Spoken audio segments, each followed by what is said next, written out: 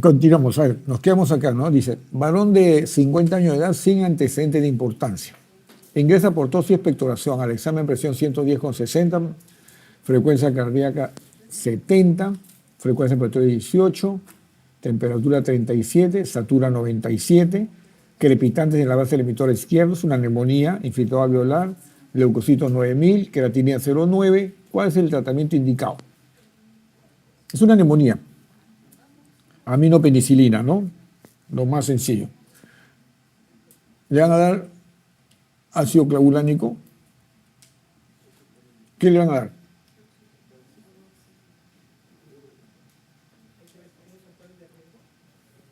¿Qué factor de riesgo tiene? Todos se producen en examen, antecedentes, sin antecedentes de importancia. Claro, ahí tienen ácido clavulánico, doxiciclina, cefaloxilo, levofloxacina. Yo lo voy diciendo así fácil, ¿ya? Probablemente ácido clavulánico, para que den ácido clavulánico, tienen que tener un factor de riesgo de que estén frente a un estreptococo estreptococo penicilino resistente. ¿De acuerdo? Para eso tengo que ver un factor de riesgo. Por ejemplo, personal de salud. Correcto, yo tengo todo el derecho de enfermarme con un estreptococo del hospital que es resistente a la penicilina. Acá no hay nada de ese factor de riesgo. ¿Ok? O pacientes que usan múltiples antibióticos, etc. Segundo, las cefalosporinas de primera a segunda, olvídense, ya ni se emplean esas cefalosporinas. ¿Ok?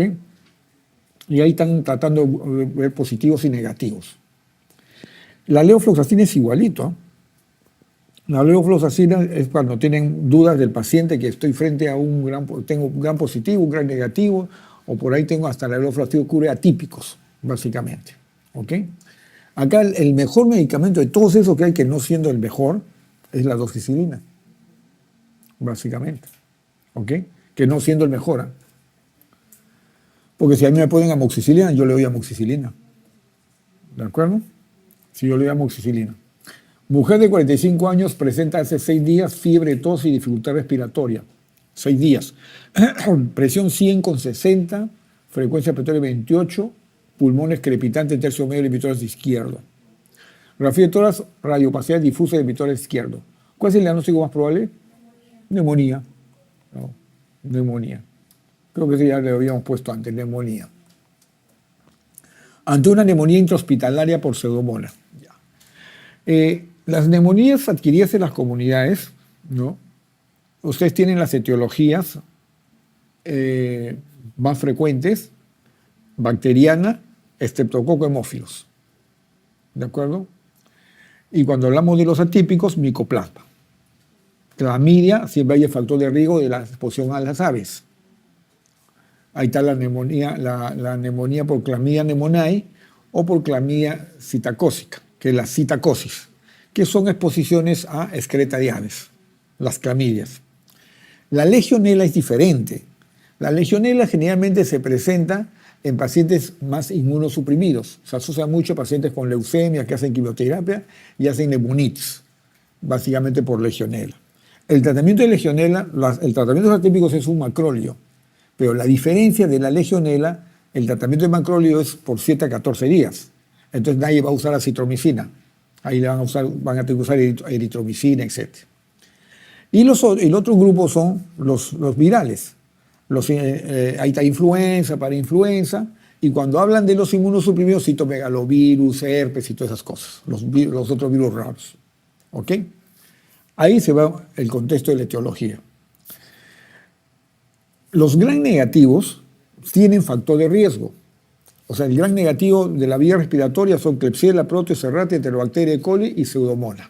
Si ustedes se dan cuenta de esos que he hablado, Klebsiella, Proteus, Serratia, Enterobacteria, E. coli, Enterobacteria y E. coli es de tubo digestivo. Entonces ahí tiene que haber fisiopatológicamente hablando un evento de tubo digestivo y pulmón. ¿De acuerdo? En mi historia clínica. Paciente con colostomía y hace una neumonía. Perfecto. Porque el colostoma es un área contaminada de anaerobios y de gram negativos. Y que cuando yo hago mi higiene, todo eso, genero aerosoles y hago colonización. Recuerden que hay 5 eventos etiopatogénicos. Y esos eventos etiopatogénicos están metidos en mi cabeza cuando analizo al paciente. ¿Ok? ¿Cuáles son esos 5 eventos? El primero es el inhalatorio. O sea que una fuente infectante, un medio que me condiciona a una infección y un receptor. Ejemplo, COVID. Todos hemos vivido el COVID, han visto ahí, ¿no? En una misma casa se contagiaban los 6, los 7 estudios. ¿De acuerdo? Porque hacían una concentración de virus ahí. Entonces, la tuberculosis igual también, ¿no? El caso índice, con un ambiente cerrado, poco ventilado y un receptor inhalatorios. ¿Quiénes estaban ahí? Los virus y los atípicos. Básicamente. El segundo evento es el microaspirativo. Esta garganta, esta orofaringe se coloniza de bacterias. Y las bacterias que se colonizan generalmente son estreptococo y hemófilos. En la comunidad, el estreptococo es penicilino, es sensible a la penicilina y el hemófilos también. En el hospital, ese estreptococo ya es resistente a la penicilina. Entonces tiene que haber un factor de riesgo del hospital. Yo puedo ser un hipertenso que voy constantemente a mis controles al hospital. Ya es un factor de riesgo. ¿De acuerdo? Cuando me ponen ahí antecedentes con hipertal, ya estoy pensando que hay un factor de riesgo. ¿De acuerdo? Esos pacientes van al hospital y se contraen de esa bacteria del hospital. Y la bacteria del hospital es un estreptococo resistente a la penicilina o es un gran negativo tipo Klebsiella protozoocerratia. Porque Klebsiella protozoocerratia no están en la comunidad. En la comunidad está el enterococo, el E. coli. Y están en la materia fecal, es el tubo digestivo. Entonces tiene que haber una relación oro hacia de vía fecal hacia el oro, hacia oral, básicamente. Y eso puede ser por una contaminación de un colostoma que colonizo yo con mi enterococo. Así es. De ahí que la higiene bucal para mantener una asepsia de la garganta es válido, ¿de acuerdo? Por eso que hay una buena higiene. El paciente que tiene mala higiene bucal, piezas dentarias, todo, ¿ya qué va a tener? Puede tener ahí metidos gram negativos y anaerobios también. Por eso el mal aliento de la persona. ¿De acuerdo? Ok. El tercer evento es el evento macroaspirativo, que ya es un vómito. Es el paciente que vomita y se aspira. Y ahí quien está empezando, fundamentalmente anaerobios. Entonces uno se pregunta, ¿cuáles son los anaerobios que existen en la cavidad oral? Streptococo, fusobacterias y bacterios melanogénicos. No existe en cavidad oral Bacteroides fragilis, salvo que tenga un factor de riesgo. Porque el Bacteroides fragilis es de tubo digestivo. ¿Y por qué la diferencia? ¿Por qué hay que hacer la diferencia? Porque bacteroides melanogénicos son sensibles a clindamicina. O sea, todos los anaerobios de la cavidad oral son sensibles a clindamicina. Quien no es sensible a clindamicina es el Bacteroides fragilis. Pero eso no está en la cavidad oral, está en el tubo digestivo. Entonces, si yo hago una paciente que operado de una herida de bala y que en el postoperatorio en cirugía hicieron una anastomosis intestinal. ¿De acuerdo? Ya abrí tubo digestivo, abrí intestino, y ese paciente en el postoperatorio me hace una neumonía. Lo tengo que cubrir con fragilis. O sea, le voy a dar metronidazol. Los cirujanos le llaman a todos esos pacientes, cestrazola, metronidazol, se acabó. No se hacen faltas. Pero tienen razón, pues ya aprendieron eso, ¿no? ¿Ya? Entonces, ese es Bacteroides fragilis. Si yo tengo una colostomía, entonces tengo el derecho de tener un Bacteroides fragilis, tengo el derecho de tener un anaerobio, etc. ¿Okay? Mi factor de riesgo. Ahora, ¿eso invalida que tenga el estreptococo? No invalida. Puedo tener también todos ellos, básicamente. El cuarto evento es el embólico. El embólico. Ese generalmente en el hospital obedece generalmente a los catéteres. ¿Quién está metido ahí? Estafilococo aureus metilino resistente. Cubrirlo, vancomicina. ¿Ok? Pacientes con catéter, pacientes con endovenosos, etc. ¿Ok? Y uno encuentra las tromboflebitis ahí fácilmente. ¿Ok? Pero si voy a la comunidad, está el estafilococo metilino sensible. ¿Y ese de quién es? Partes blandas, celulitis. Ese es el clásico paciente con que se rasca y hace una celulitis y después hace una neumonía. estafilococo. Cuidado con los otros tipos de pacientes con factor de riesgo, el pie diabético, el paciente con escaras, que me hace una neumonía, porque el pie diabético ya me puede tener anaerobio, me puede tener pseudomonas, me puede tener gram negativo, me puede tener todo. Igual la escara. Por consciente, por eso que hay que cultivarlos para tener la escara y para saber cuál es la etiología en el momento que se presenta. Si yo tengo un paciente con escara, entonces, y ven que la escara está infectada, cultívenla. Porque ese paciente les puede hacer la siguiente semana una neumonía y ya tienen el cultivo, pues, ya saben cuál es la bacteria. ¿Me entienden? O sea, uno se adelanta, porque es un factor de riesgo. El tercer factor de riesgo, el último mecanismo etiopatogénico es el hematógeno o el hematógeno, el que es la septicemia prácticamente. Y generalmente es un paciente ya venido a menos, etcétera, gran negativo. Está metido todos los gran negativos. Entonces recuerden, cuando hablo de gran negativos, Klebsiella protozoaria, enterobacteria. Enterobacteria E. coli, tubo digestivo. Klebsiella protozoaria, hospital. Los dos son. Y la pseudomonas. Ustedes van a tener dos tipos de pseudomonas. Cuando uno dice, ¿no? ¿Cuáles son los agentes infecciosos más frecuentes del hospital, de las neumonías? Los gran negativos, en general. ¿Y cuáles son los más frecuentes en la unidad de cuidados intensivos? Son 3. Pseudomonas, Acinetobacter y estafilococo áureo metilino resistente. Ya saben el factor de riesgo del estafilococo. El Acinetobacter, su factor de riesgo generalmente es unidad de cuidados intensivos. Y la pseudomonas tiene factor de riesgo. ¿Cuáles son? Pacientes inmunosuprimidos, pacientes desnutridos, pacientes con amplias coberturas antibióticas, pacientes con procedimientos invasivos respiratorios, nebulizaciones, broncofiloscopías, etc., ¿no? Pacientes con corticoides y pacientes, sobre todo, con daño estructural del pulmón. ¿Y eso qué es? Bronquiectasias. Por eso que los pacientes con bronquiectasias frecuentemente tienen pseudomonas. Y son pseudomonas colonizantes, que no la sacan, pero por nada en el mundo. Por eso que hay esquemas de nebulizaciones con terapia antipseudomónica en estos grupos de pacientes. ¿Ok? Entonces, esa pseudomona, que es diferente a esa pseudomona que se comporta en el paciente pulmonar crónico que a la pseudomona que está metida en la unidad de cuidados intensivos. ¿De acuerdo? Entonces, pero vayamos que el perfil es lo que va a mandar. Y ahí hay que usar terapia antipseudomónica. ¿Está claro?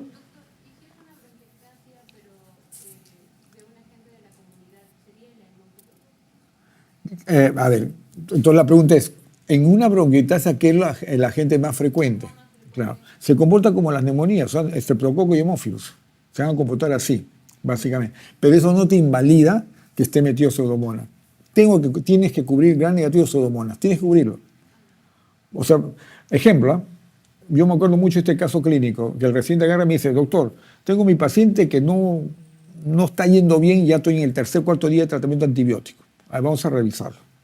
Lo reviso con el residente de medicina interna, ¿no? ¿Y qué resulta? Cuando yo veo las placas, veo pues una tracción de la placa, o sea, de la tráquea traccionada hacia un lado. Y le pregunto, pero esto parece que es un paciente que tiene bronquiectasia, secuela, algo así. Sí, pues yo le pregunto, no tiene tuberculosis. Está bien, pero tiene una secuela. No voy a decir que te metió una pseudomonas. ¿Le estás cubriendo con qué estás cubriendo? Ceftriaxona. De repente debiste darle tu citacidime con tu cipro. ¿Ya? Entonces rotan al antibiótico y pum, el paciente mejoró. O sea, sí tenía. Recuerden que ese grupo de pacientes, cuando ya hay estos factores, hay que hacerles cultivos. Todo lo que decía su compañero, ¿no? Hay que poner metodología diagnóstica. Y la metodología diagnóstica, o sea, ustedes tienen todo lo que yo puse cuando dije valoren al paciente y escaneenlo cómo está, es para ver la severidad de la enfermedad, cómo está el paciente. Y mi metodología diagnóstica, ¿cuál es hacer? ¿Dónde yo puedo tener cultivos, no? Ya. Hemocultivo. Sí, pero el hemocultivo máximo, dice 5 al 20%, 5 al 10% de hemocultivos son positivos. O sea, bajísimo. Pero aún así hay que pedir hemocultivo. Si tengo líquido pleural, cultivo líquido pleural. Si tengo expectoración, cultivo expectoración con los criterios de Barley. ¿De acuerdo? Si no tengo expectoración, voy a tener que entrar con un broncofiloscopio, básicamente. Pero van a tener que buscar un cultivo. Si no pueden tener cultivo, van a tener una herramienta menos en el caso que el paciente va mal, más adelante. Por eso que uno no debe escatimar búsqueda etiológica en el paciente con neumonía que se hospitaliza, como un principio, ¿no? Básicamente. Eso tampoco no dice que al 100%, ni todo es como que dicen, ¿no? ¿Todo paciente con cáncer y neumonía se hospitaliza? No. Y el cáncer es un factor de riesgo.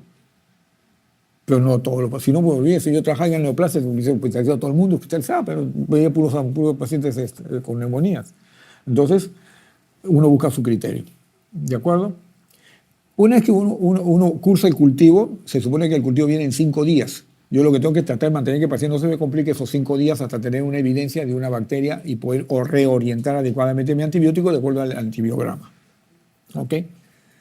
El otro componente importante que hay que tener en cuenta siempre en la neumonía es el seguimiento y el monitoreo. Para eso hay días claves. Le vamos a llamar día 0 al día que empezó el tratamiento de la neumonía. Día 0.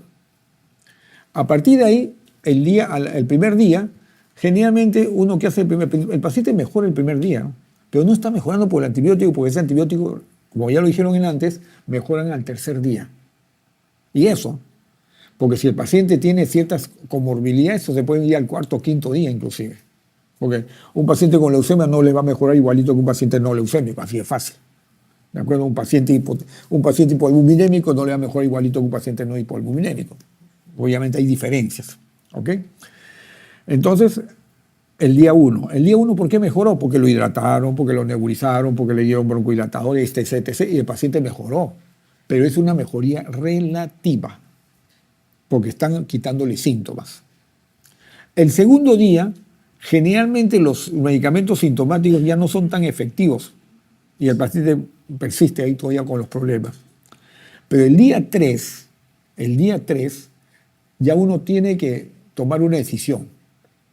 Entonces, y para ello hay una serie de exámenes que uno tiene que controlar. Todo lo que yo puse en el día 0 lo debo controlar en el día 3. Bueno, no significa que en el 2 y en el 1 tampoco no lo haga. Lo tengo que hacer en el 1 y en el 2. Van a haber mejorías, pero el día 3 más objetivo.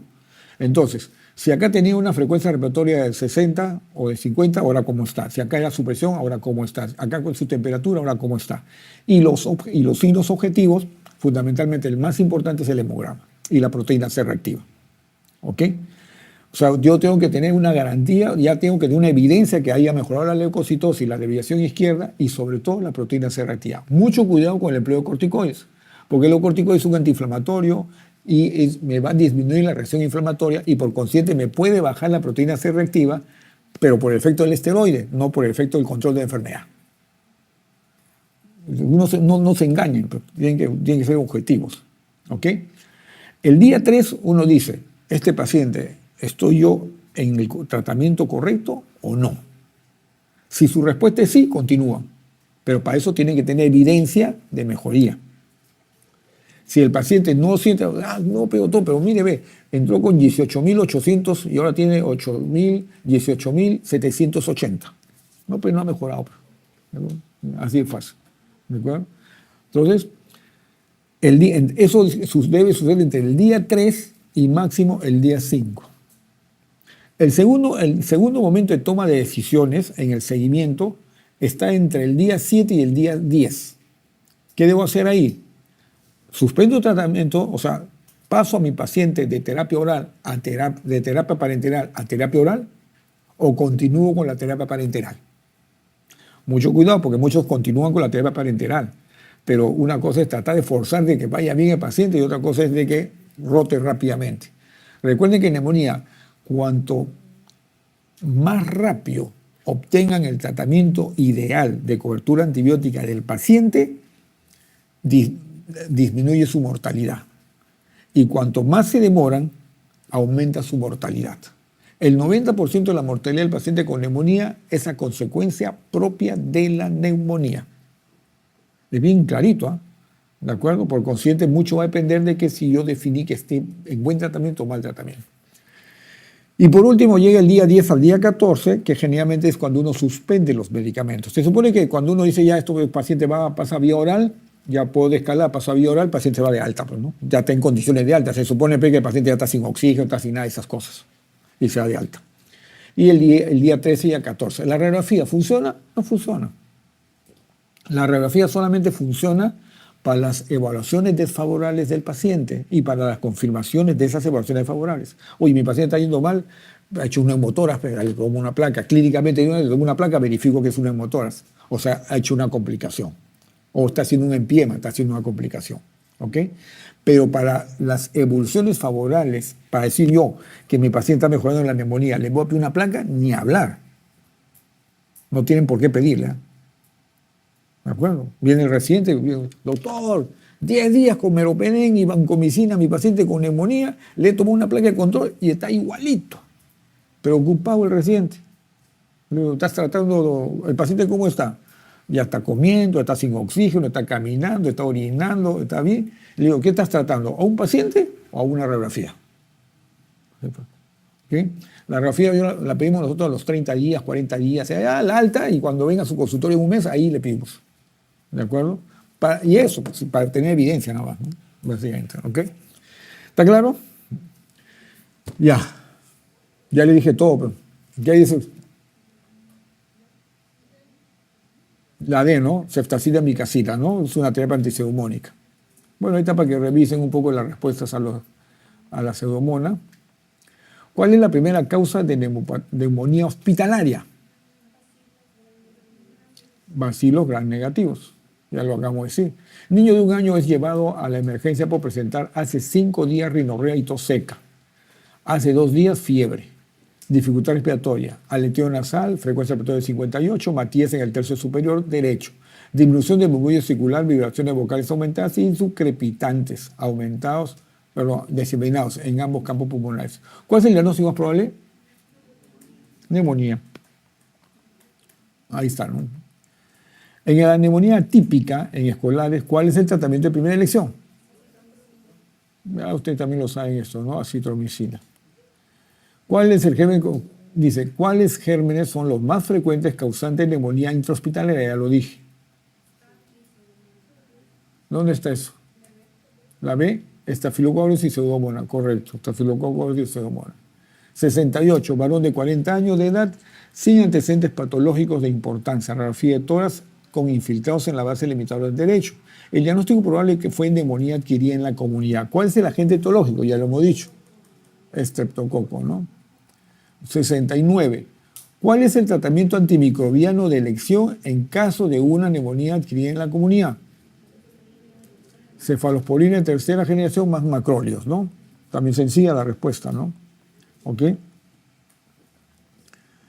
En la neumonía, cuando tienen el grupo, pues uno le ve, dependiendo, después ven la respuesta, dependiendo del protocolo, del manual, de la guía, etc. Algunos dividen las neumonías en 3, otros dividen en 4, otros le ponen leve, moderado, severo, muy severo, otros le ponen 1, 2, 2, 3, 3, 4, etc. Hay miles de maneras, ¿de acuerdo? Pero todas en el fondo dicen lo mismo. Entonces yo ya me acostumbré a la ATS, que habla de 4 grupos, 1, 2, 3 y 4, ¿de acuerdo? Pero lo pueden encontrar también 1, 2 o 3. O sea, no. Lo importante es que uno sepa, el grupo 1, uno dice, ¿no? Los pacientes que no se hospitalizan, cuando acá empleamos el criterio de hospitalización, el CUR 65, criterios, PCI, todas esas cosas, hay varias escalas ahí, dicen, no lo hospitalizo, perfecto. Tengo ahí 2 grupos, un grupo que no tiene ningún factor de riesgo y otro grupo que sí tiene factor de riesgo, pero no tienen condiciones de estar hospitalizados. El grupo que no tiene condiciones de estar hospitalizados y no tiene riesgo, factor de riesgo, grupo 1. ¿Qué le dan? O aminopenicilina o macróleos. En otra palabra, tengo bien claro que le tengo que dar un solo medicamento. Este es bien clarito que este es una neumonía por una micoplasma, le voy a dar su acitromicina. Solita se lo va a dar. O este es una neumonía por estreptococo neumonía, entre los típicos y atípicos, ¿no? Generalmente. Grupo 1. El grupo 2 ya tiene factor de riesgo. Y cuando uno habla de factor de riesgo, tiene que dar 2 antibióticos. Esa es la particularidad. Si yo identifico un factor de riesgo, nadie le va a dar 1, ¿eh? Le van a dar 2. ¿De acuerdo? Entonces, uno para lo convencional y el otro para el factor de riesgo. Este es un paciente que se puede haber aspirado, microaspirado, es un alcohólico, se puede aspirado, luego ocurrir con anaerobios. Y acá en los anaerobios no veo que haya bacterias fragiles, lo voy a ocurrir con ceftriaxona, clindamicina. Ese es grupo 2, pero como estoy usando endovenoso, se va a hospitalizar. Estamos hablando del grupo 3. El grupo 2 tiene factor de riesgo, voy a usar terapia doble, pero vía oral. ¿Ok? Entonces, allá, generalmente, ¿qué hacen? El clásico es amoxicilina, ácido clavulánico, amoxicilina solo, más macrólido, más quinolona, vía oral. Perfecto. ¿Ok? El otro día es lo que se hospitaliza. Y los que se hospitalizan, ya tengo un grupo que no sea UCI, o sea, la severidad me lo separa, ¿de acuerdo? El que no va a UCI y el que va a UCI. Y el que no va a UCI, que va a una sala común, se divide en dos. El que tiene factor de riesgo y el que no tiene factor de riesgo. El que tiene factor de riesgo, terapia doble, endovenoso. Ese generalmente es ceftriaxona macróleo, ceftriaxona clina, ceftriaxona quinolonas. Hasta siguen aminoglicosidos. Obviamente, ya acá se usa menos aminoglicosidos. ¿Por qué? Porque tienen a las quinolonas que hacen su mismo efecto. ¿Ok? Y el otro es el que no tiene factor de riesgo. Y ahí generalmente pueden usar. Ahí es quizás el mejor lugar de la levofloxacina, parenteral. Un solo antibiótico. ¿De acuerdo? Se van al otro grupo, al de que ya se va a la UCI. Ahí tienen dos grupos también. El no antipseudomónico y el antipseudomónico. Si yo estoy pensando que hay factor de riesgo pseudomona porque tiene daño estructural, etc., ceftazina cipro, ¿no? Pero si no veo que no tiene riesgo pseudomona, se va a comportar como el 3, ceftriaxona micacina, ceftriaxona clina, ceftriaxona esto, pero en UCI. Pero en UCI. Esa es la gran diferencia. ¿Está claro? Y ahí están las coberturas. ¿Ok? El factor de riesgo me hace definir. Neumonía intrahospitalaria es diferente. Neumonía intrahospitalaria tienen otros factores de riesgo, como son casi los mismos factores, pero un valor bien interesante de la neumonía intrahospitalaria es el tiempo de inicio de la neumonía. No es lo mismo estar frente a una neumonía intrahospitalaria de inicio temprano que de inicio tardío. ¿Qué cosa es una neumonía de inicio temprano? Cuando ésta se presenta entre el día 3 al día 5 de la hospitalización. ¿Eso qué significa? Por definición, la neumonía intrahospitalaria se presenta después del segundo día hospitalizado, después de las 48 horas, por definición. ¿Ok? Eso me está poniendo en el escenario que está presentando en el día 3, 4 o 5. ¿Cuál es el evento más frecuente de fisiopatológico, etiopatogénico de esta neumonía? Es la microaspirativa o aspirativa. ¿Y cuál es el más? En la neumonía intrahospitalaria ustedes tienen grupos poblacionales bien definidos. 3 grupos, bien definidos. Uno es el paciente quirúrgico, el posoperatorio, cualquier cirugía, pero que me hace una neumonía. El segundo grupo son los inmunosuprimidos, ya sea oncología, ya sea reumatología, ya sea trasplantado, lo que sea. Pero es un inmunosuprimido que me hace una neumonía. Y el tercer grupo son los de UCI, que hacen neumonía. De esos 3 grandes grupos poblacionales, el más frecuente, ¿cuál creen que es? El del UCI. El de UCI generalmente maneja 35-40% de pacientes de UCI que hacen neumonía y el otro es el de los inmunosuprimidos. Pero los dos tienen comportamiento totalmente diferente. Totalmente diferente. ¿Ok? Porque acá son otros factores de riesgo. Entonces, el de inicio temprano, ¿qué significa? Que yo me microaspiré el día 1 o el día 2 para debutar mi neumonía 3 a 4 días después. Recuerden que el periodo de incubación de la neumonía son más o menos entre 72 horas. Y eso tiene su explicación. ¿Por qué? Porque vamos a poner, el ejemplo siempre lo ponen como Escherichia coli porque la investigación se hace con la Escherichia coli. La Escherichia coli duplica su población bacteriana cada 20 minutos. Yo me infecto hoy día y en 1 hora ya tengo 3 veces la población. En 10 horas, 30 veces la población. En 20 horas, que es un día, 60 veces la población. Y todavía no hago síntomas. En 3 días, multipliquen 60, son 120, 180 veces la población que me infectó hace 3 días y empiezo a hacer síntomas. Por eso que debuto al tercer día. Hay un caso clínico por ahí que dice, ¿no? Paciente que es operado, inmediatamente al día siguiente hace fiebre. Eso no es neumonía. Ese puede ser una neumonía si entró a la sala de operación con infectado, que es diferente. Generalmente son pacientes que hacen atelectasis, que hacen fiebre y leucocitosis. ¿De acuerdo? Entonces, la clínica es así bien clara. Entonces, esos son los criterios que uno encuentra en la neumonía, básicamente. ¿Ok? Se habló de neumonía, creo, resumido en paquete, ¿no? ¿Cuál es la respuesta a esto ya? Ya tuvimos bastante tiempo para pensar. ¿Cuál? La A. La A, ¿no? Ya. Yo pongo al azar, nomás ya les creo a ustedes. Ya. Varón de 57 años acude por tos, expectoración purulenta, fiebre y malestar general. Antecedente de enfermedad pulmonar obstructiva crónica, usuario de inhaladores. Presión 110,70, frecuencia cardíaca 90, frecuencia respiratoria 22, temperatura 38 febril. Roncantes y sibilantes en ambos emitoras. ¿Qué antibiótico? Ahí tienen ácido clavulánico, claritromicina. ¿Cuál van a dar?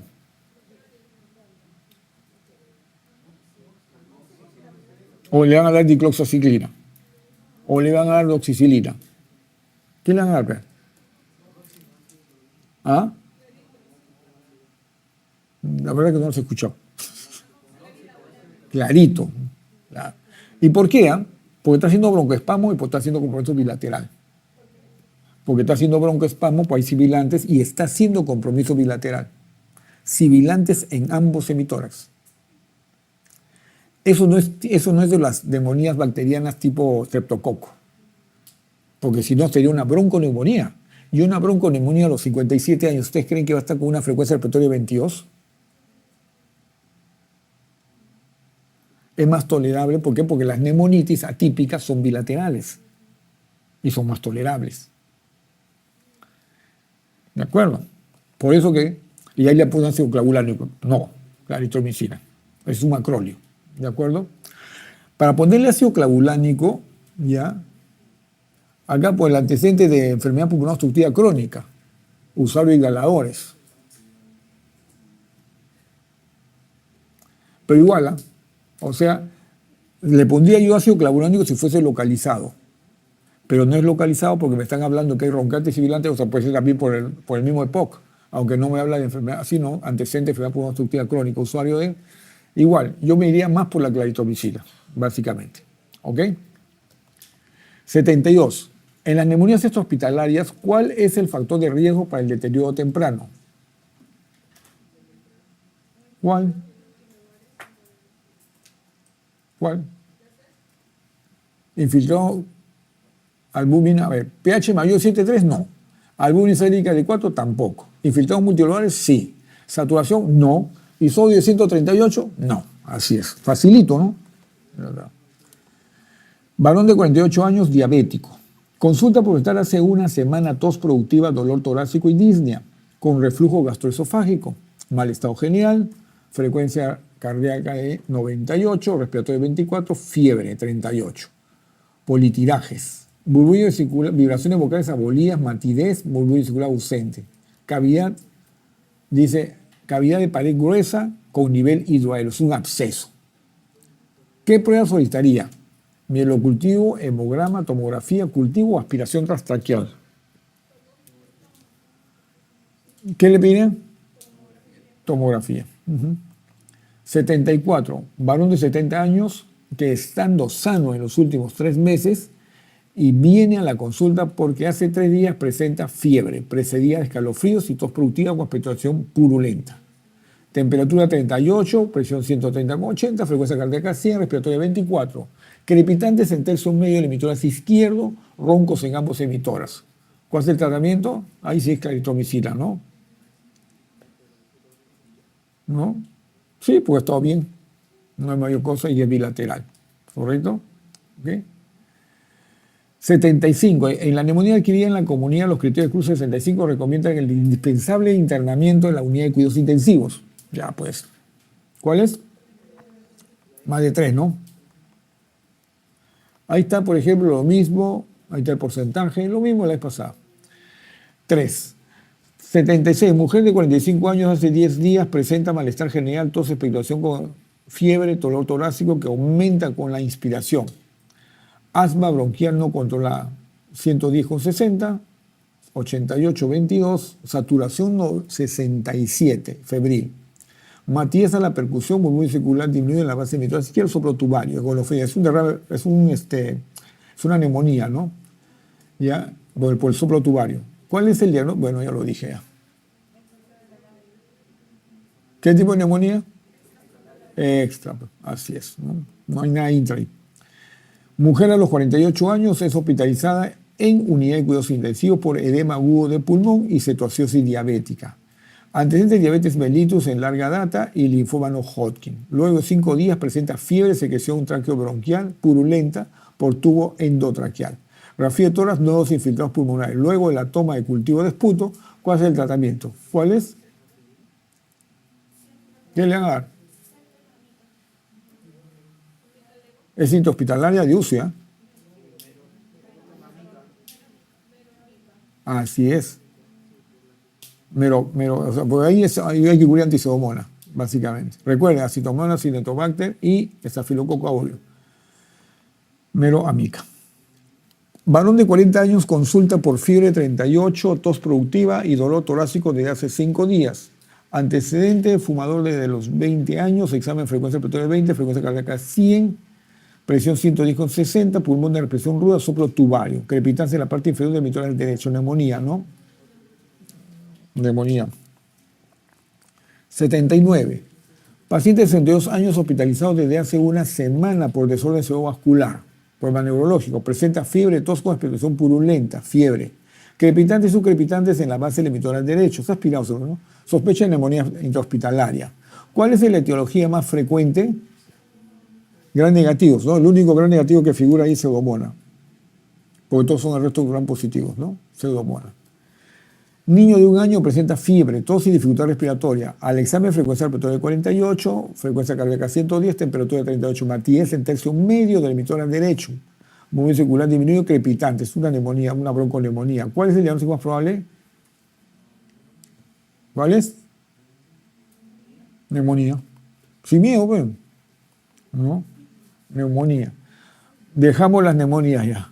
Varón de 35 años sin antecedente de importancia, hace 3 semanas presenta tos, diaforesis, fiebre, hemoptisis, baja de peso. Está el resultado de vaciloscopía 3 cruces. Se decide iniciar el esquema. ¿Cuál es el esquema? Ya, pues, ¿cuál es? 2 meses con rifampicina, isoniazida, presamida, tambutol y 4 meses rifampicina, isoniazida. Actualmente es 3 veces por semana, ¿no? ¿Cuál es ese? La A.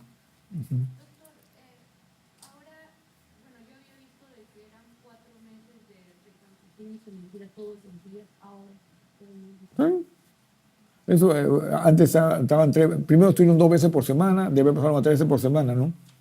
Ese es el esquema, básicamente, ¿no? O sea, pero ahora sí es todos los días, o 3 veces por semana. Que yo sepa que sigue siendo 3 veces por semana. Algunas, pero generalmente habría que revisar, no tengo ya porque ya, pero habría que revisar, ¿no? Porque el esquema era, hasta que yo sepa, era 3 veces por semana. En la última norma salió hace poco nomás. Menos de un mes creo que salió la última norma. ¿Lo tienes ahí? ¿Lo tienes? Ya, revísenlo, ¿no? ¿Ah? ¿Qué cosa?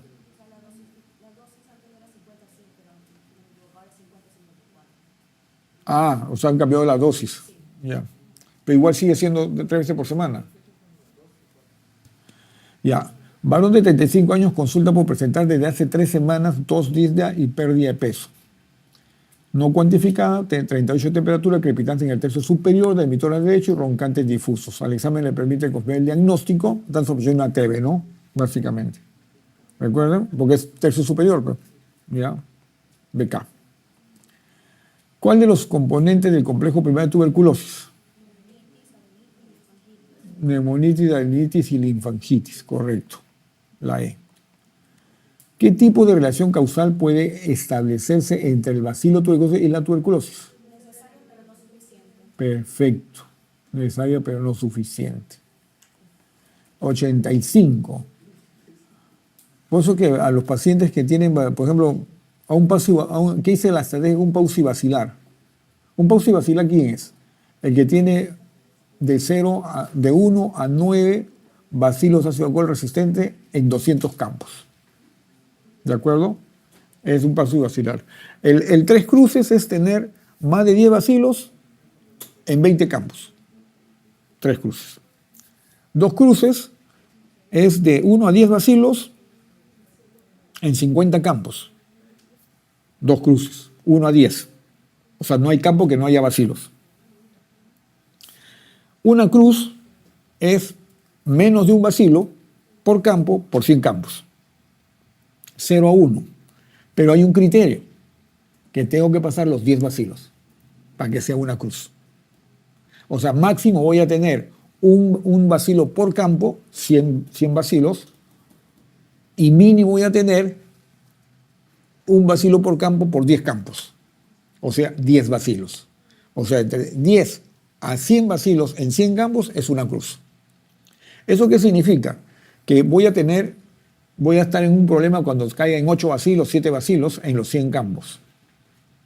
¿Ok? En ese momento se revisan 100 campos más. Si al revisar los 100 campos sobrepasan los 10 bacilos, se convierte en una cruz.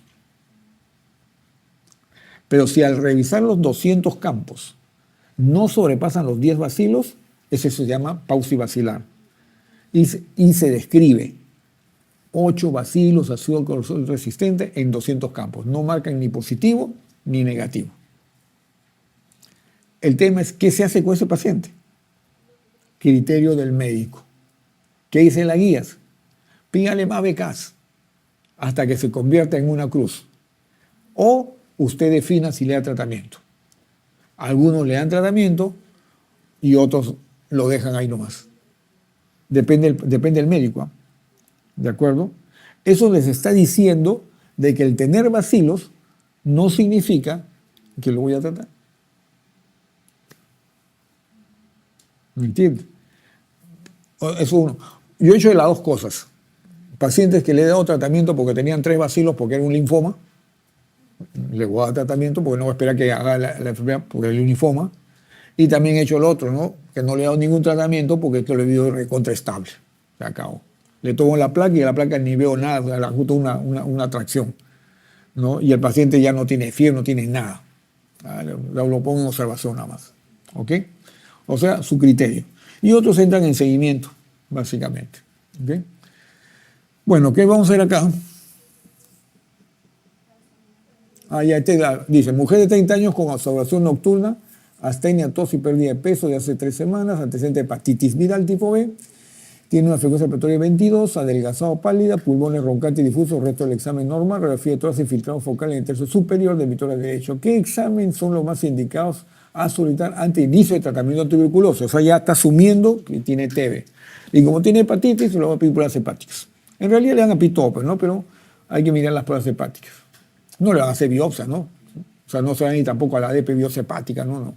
O sea, la letra B, ¿no? Transaminasas y bilirrubinas. 86. Varón de 50 años refiere todos con expectoración blanquecina, diaforesis, vespertina, pérdida de peso desde hace un mes. Al examen movimiento vesicular pasa bien en ambos campos pulmonares, no estertores patológicos, radiografía de tórax infiltrado apical derecho. TB. ¿Qué segmentos pulmonares comprometen típicamente la tuberculosis postprimaria?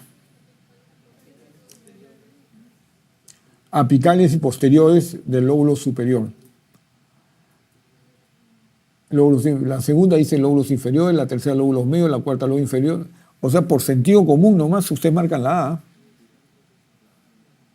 Así es, ¿eh?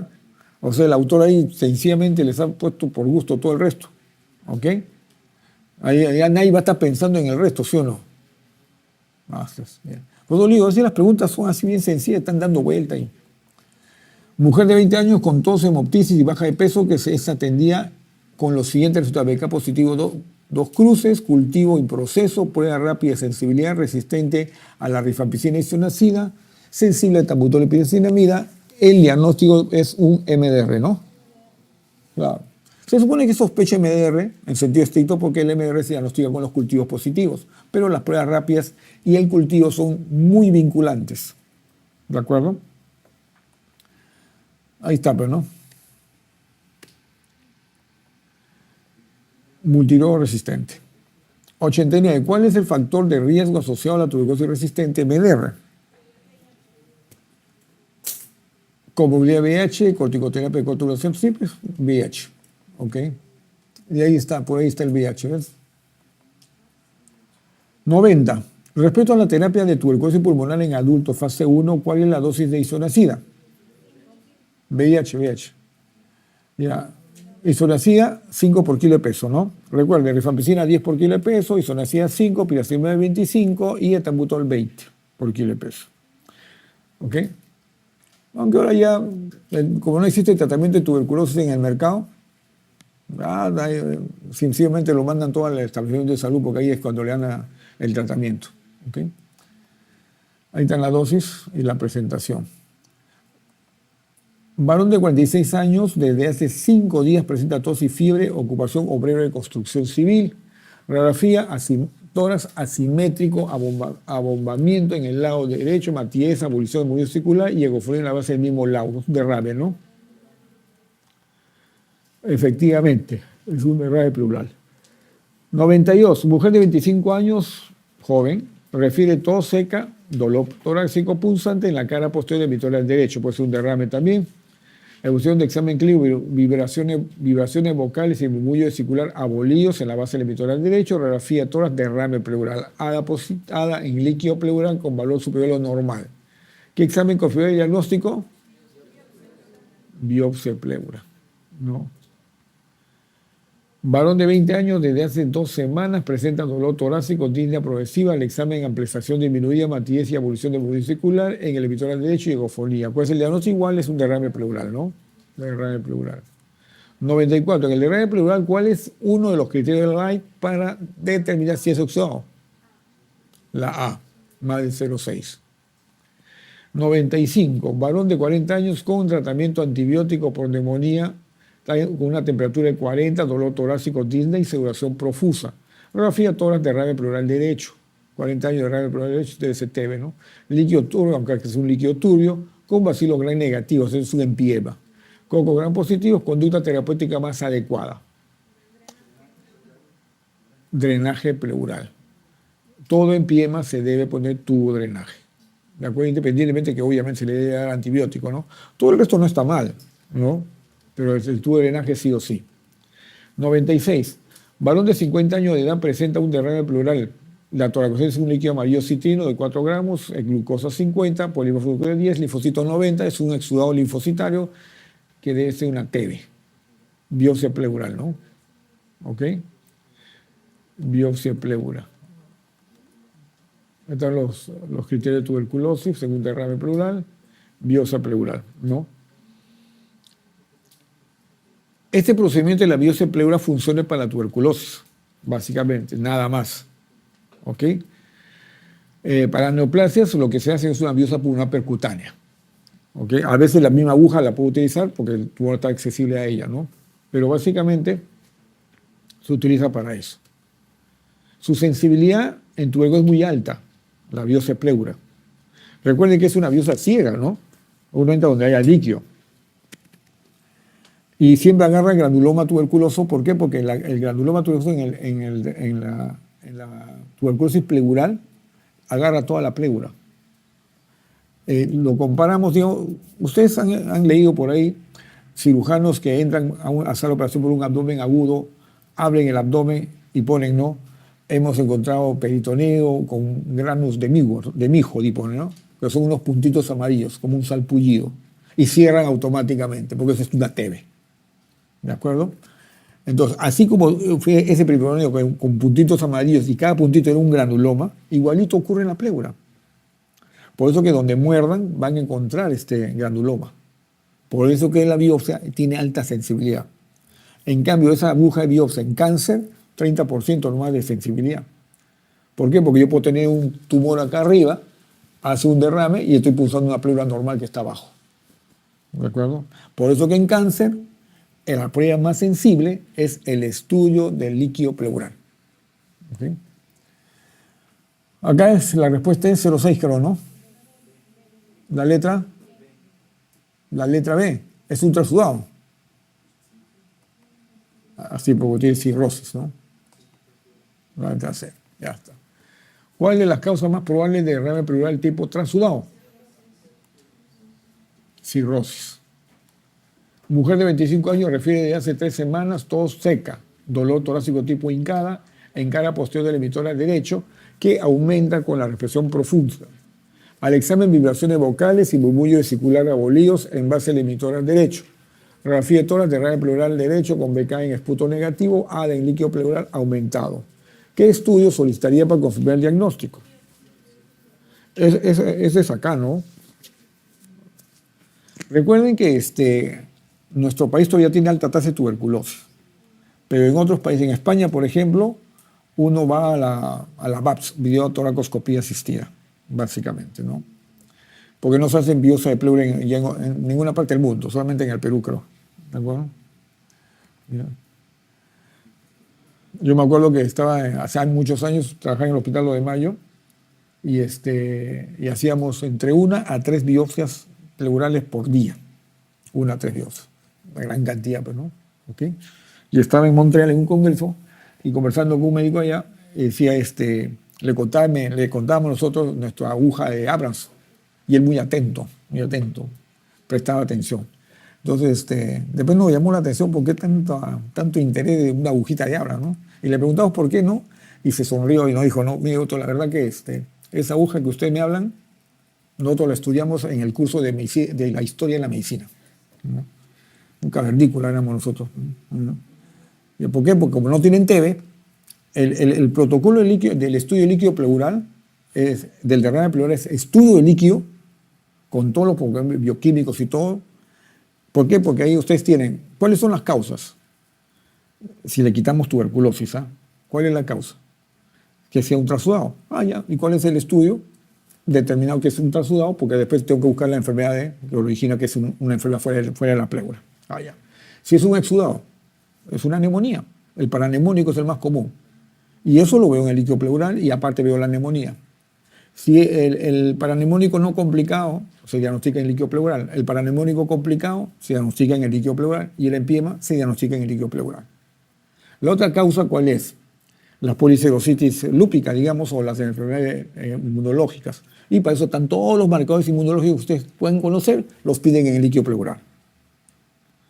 Células CLE, anticuerpos nucleares, factor reumatoide, todo lo que ustedes quieran. Piden igualito. La otra causa, ¿cuál es? La neoplasia. Y la neoplasia, la prueba más sensible, ¿cuál es? El líquido pleural, el blood cells. Y la otra causa, ¿cuál es? Después vienen ya las parasitosis, todo eso piden ahí, ¿no? Los enzimas piden sus cultivos, todas esas cosas. Micosis, que es raro, pero también piden de ahí. Y los otros, las del medicamentoso, está la eosinofilia, entonces todos piden marcadores. Entonces, la única que hace esa biopsia es la tuberculosis. Porque ahora, si yo no tengo diagnóstico hasta el estudio del líquido pleural, si estoy frente a un kilotórax, están los triglicéridos y el pseudoquilotórax, está el colesterol. ¿Ok? Y se acabaron los diagnósticos. Y de ahí para adelante, ya que me voy no tengo diagnóstico, videotoracoscopía. Por eso que en el protocolo, acá figura, por ejemplo, todavía estudio, ¿ven? Ya, punción de biopsia pleural para tuberculosis negativo, positivo y videotoracoscopía. Este punto se bypassea en la mayoría de los países que no tienen tuberculosis. Europa, por ejemplo, en los protocolos ya no figuran eso. Estudio de líquido pleural, videotoracoscopía. Así que si van a postular a España, no se les ocurra marcar biopsia pleura. ¿De acuerdo? Si están dando ese examen acá, sí. Biopsia pleura, ¿no? Ok. ¿En qué patología el derrame pleural es un trasudado? Fácil. Ahí están las diferentes causas. Recuerden que lo decíamos en un momento, ¿no? Es incremento de presión hidrostática, insuficiencia cardíaca, sobrecarga hídrica, insuficiencia renal, por ejemplo. Disminución de presión oncótica. Y ahí, ¿por qué yo disminuyo la presión oncótica? Porque no recibo proteínas en mi estado nutricional, desnutrición. Porque recibo las proteínas, pero no las absorbo adecuadamente. Síndromes de mala absorción, tuberculosis intestinal, linfoma intestinal, parasitosis intestinales. Recibo proteínas, absorbo proteínas, pero mi hígado no produce albúmina, cirrosis. Recibo proteínas, absorbo proteínas, produzco albúmina, pero las pierdo por orina, síndromes nefróticos. Se acabó. Ahí están todas. Y esta de diálisis ya la quitan porque ya no existe, ya no se hace diálisis peritoneal. Antes se hacía.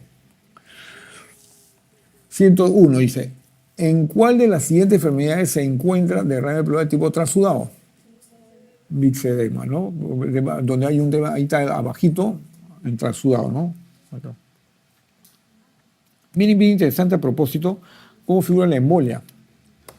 Ustedes se dan cuenta que ahí figura la embolia, la tromboembolia pulmonar. En primer lugar, el derrame pleural en la tromboembolia pulmonar es raro, no es lo más frecuente, pero se puede presentar. Y cuando este se presenta de varias modalidades, como un trasudado, cuando los cambios son hemodinámicos, porque la tromboembolia puede hacer cambios hemodinámicos. Y me puede hacer una... ¿Recuerden cuál es la primera causa de muerte de la tromboembolia pulmonar? Es el shock cardiogénico. O sea, es el colapso cardiovascular. Y ahí me hace cambios hemodinámicos.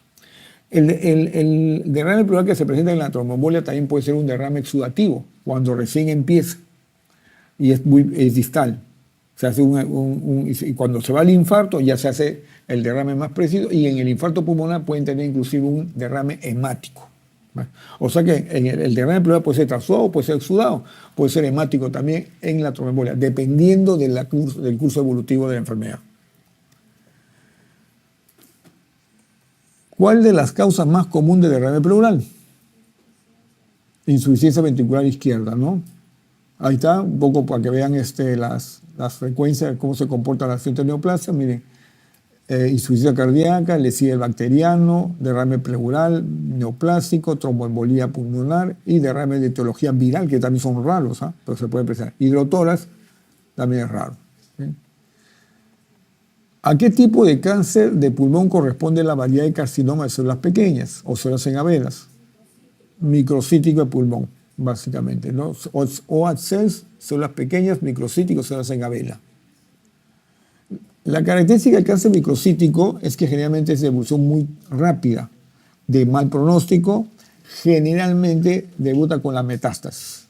O sea, ya el paciente tiene, o se instala la metástasis muy rápido. A diferencia de otras neoplasias, no células pequeñas que se instalan mucho más lentamente, ¿no? ¿Cuál es el tipo de cáncer pulmonar más frecuente? A nivel del Perú es el adenocarcinoma. A nivel mundial todavía sigue siendo el epidermoide, ¿ok? Pero cada vez va bajando porque el adenocarcinoma va asumiendo su rol.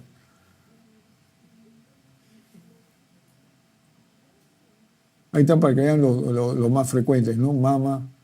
Se supone que los cánceres más frecuentes son en sexo femenino, mama y cuello uterino, en sexo masculino, próstata y tubo digestivo, básicamente, ¿no?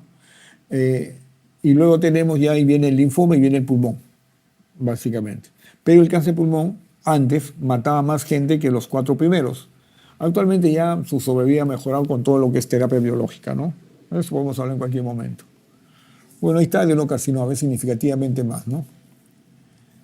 105. En relación a la cuantificación del riesgo del cáncer en pacientes con nódulo pulmonar solitario, encontramos diámetro de 1.5 a 2.2, borde de los nódulos son festonados, la edad de 45 a 60 y es un fumador actual de menos de 20 cigarrillos al día. ¿Cuál es el nivel? Intermedio. Recuerden, todo lo que está por debajo de eso es leve y todo lo que está por encima es alto. ¿De acuerdo? O sea, menos de 1.5, leve, más de 2.2, alto. Igual sucede con, los bordes ahí están, uno es liso y este ya es contorneado, especulado. Y luego tiene la edad también, menos de 45, entre 45 y 60 y más de 60. Y el tabaquismo, no fuma, menos de cigarrillos sí fuma y el otro fuma más de 20. Ahí están lo mismo, ¿de acuerdo? Ahí tienen los 3 niveles, bajo, riesgo, intermedio y alto, ¿ok? Y ahí ustedes ven las características del tamaño, las calcificaciones. Una tumoración calcificada es raro que sea maligno. Un tumor en los 35 años de un nódulo a los 35 generalmente es benigno. Y un nódulo tiene 95% de opciones de estar en un nódulo en una radiografía previa. Miren lo que he dicho. Un nódulo tiene un 95% de opciones que está en una radiografía previa. Por eso que uno pide la radiografía anterior. El tema es de que si esa radiografía previa, el nódulo es el mismo tamaño, ese es benigno. Generalmente son de un año a año. Y eso es bien común, ¿eh? Yo trabajo en un centro oncológico. Después del 2 de mayo me fui a trabajar neoplásicas. Entonces trabajé como unos 15 años aproximadamente y de ahí me retiré y trabajo en un centro oncológico. Entonces llegan los pacientes para control y para todo, de todo ahí, y llegan pacientes con un nódulo pulmonar. Porque le han hecho chequeo, doctor, tengo mi nódulo pulmonar, me ha mandado donde usted. Su radiografía anterior no tengo, y un paciente viene y dice, pero tengo el informe. Y el informe no decía nada, que no había ningún nódulo el año pasado. Y le digo, ¿dónde lo tomó la placa? ¿Tiene la imagen? No, doctor, pero lo han tomado acá, o sea, en el mismo centro. Me fui a buscar la placa, ¿ya? A sótano, y el nódulo estaba. Entonces, eso es bien común, porque a veces son tan pequeños que pasan desapercibidos. Entonces nadie los diagnostica. Pero cuando uno mira hacia atrás, siempre encuentra el nódulo. Entonces compara el tamaño, compara esto, y si el nódulo es el mismo tamaño, es benigno. Uno le pide una tomografía por seguridad, con frecuencia de contraste y punto, ¿no? Pero generalmente son benignos. Ahí está lo mismo. 105, ya está intermedio, ¿no? Varón de 75 años consulta por pérdida de peso, tos con expectoración hemoctórica y cefalea global persistente, sin antecedente, adelgazado, pálido, polidémico, pulmones normales. Radiografía masa pariliar derecha, tomografía cerebral, imagen compatible con metástasis. Lo que he dicho. Así es. ¿De acuerdo? Bueno, revisen ustedes la evolución. Células pequeñas, microcítico de pulmón. ¿Okay? ¿Cuál es el síndrome paraneoplásico de mayor importancia? Dos palabras. Es correcta la respuesta. Los síndromes paraneoplásicos hay dos tipos. Aquellos que son de tipo de sustancias hormonales y los no hormonales. Por ejemplo, liberación de ACTH, de melanina, ya, o sea, libera el tumor, es un liberador ectópico de sustancias hormonales. Cuando eso es, el origen es neuroendocrino, y el origen de un tumor neuroendocrino es el de células pequeñas. Pero ese no es el más frecuente. El no hormonal es el más frecuente. El no hormonal. Ejemplo este es un no hormonal, porque este está diciendo, miren, acá está hablando hipercalcemia, hiperprolactilemia, hipergastrilemia, y infarto dice, y es hipercalcemia, porque el hipercalcemia no es hormonal. Los otros son, todo prolactina, gastrilemia, estos son hormonales. Y eso es más frecuente en células pequeñas, pero el tumor de células pequeñas no es el más frecuente. ¿No? ¿Cuál es el más frecuente? El adenocarcinoma. Y los síndromes paraneopláticos son más frecuentes en los epidermoides, fundamentalmente. ¿Ok? En los epiteliales. Hipercalcemia es la respuesta, ¿no? Varón de 60 años con antecedente de POC. Presenta neumonía adquirida en la comunidad. ¿Qué requiere hospitalización? Presión 120/70, frecuencia cardíaca 90, frecuencia respiratoria 25, satura 86. Glasgow 15, acidosis respiratoria leve, más hipoxemia. ¿Cuál es la conducta inmediata? Oxigenoterapia, ¿no? Sí, sencillo. Este es el diagnóstico de insuficiencia respiratoria. La pregunta dice, ¿cuáles son los hallazgos en el AGA para confiar el diagnóstico de insuficiencia respiratoria? O sea, ya sin leer la pregunta, ustedes ya saben qué es lo que están preguntando, ¿no? ¿Cuál es el diagnóstico del AGA en una IRA? PO2 menos de 60 con o sin CO2 más de 49. La única que dice eso, ¿cuál es? Así es. Hasta ya están aprendiendo a contestar sin leer la pregunta, ¿no? Está bien, ¿eh? Están mejorando bastante, ¿eh? Ok, menos de 50. Si uno lee todo, al final de cuentas es lo mismo, ¿no? El paciente tiene una insuficiencia respiratoria. ¿Ok? Seguimos. 110. Varón de 38 años llevado a la emergencia con disnea severa. Cerca del trabajo se produjo un incendio. Está pálido, sudoroso, 120 frecuencia cardíaca, 30 frecuencia respiratoria, 100 con 70 de presión, politirajes. Obviamente, si el paciente viene por politirajes, ustedes saben que está haciendo gran esfuerzo para respirar. ¿Ok? Tiene crepitantes y roncantes difusos, corazón, ruidos cardíacos rítmicos, taquicárdicos. Acidóstico, tiene CO2 55, bicarbonato 20, que está normal, o sea, no es crónico. Recuerden que el bicarbonato se eleva cuando es crónico, básicamente.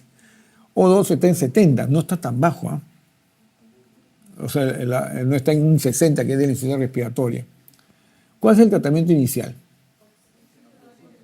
Una de las indicaciones del oxígeno de alto flujo es precisamente la hipercapnias, básicamente, ¿no? Y está por ahí, debe estar. Acá.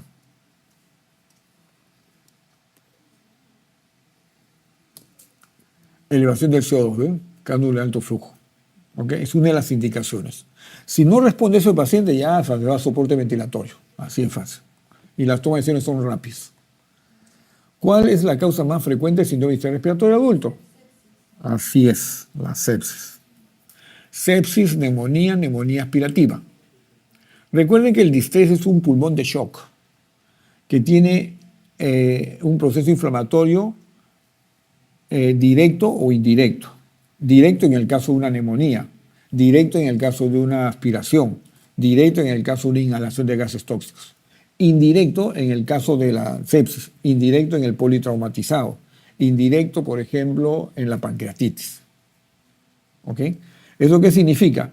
Que esa unidad alveolo capilar se afecta por vía aérea, en el caso de la neumonía, o por vía sistémica o vasculitis, en el caso de la sepsis, por ejemplo. Y genera un síndrome de reacción inflamatoria sistémica. ¿Ok? Y se produce el distrés, básicamente. ¿Okay? Esa es la fisiopatología. Creo que lo hemos revisado en la última vez que hicimos un cuestionario, ¿no? Los datos de una PO2 de 50 milímetros de mercurio con CO2 de 30 son congruentes con KIM. Esta es una hipoxemia hipocápnica. Crisis de miastenia gravis, hipoxémica hipercápnica. Síndrome de hipoventilación, hipoxémica hipercápnica. Edema pulmonar, hipoxémica hipocápnica al inicio, también por retención CO2.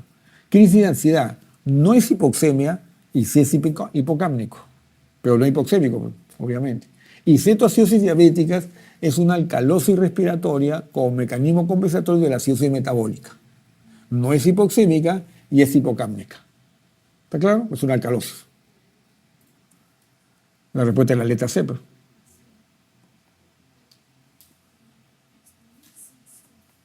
113. ¿Cuál es el trastorno más frecuente asociado al síndrome de dificultad respiratoria? Sepsis. Causa de estrés, sepsis. ¿Por qué se caracteriza la insuficiencia respiratoria tipo 2? Hipoxemia más hipercapnia. ¿Cuál es el procedimiento más usado para el restablecimiento de la vía aérea en pacientes hospitalizados con distrés? Intubación. Intubación endotraqueal. Ahí debe estar, por algo lo ponen. ¿Ya? ¿Ok? Intubación endotraqueal. Indicación de intubación endotraqueal, todas ellas, ¿no? Ok.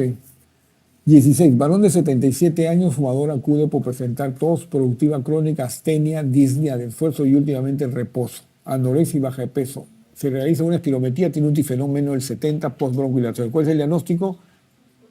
Es un obstructivo, básicamente. Sencilla también. Varón de 60 años con diagnóstico de POC.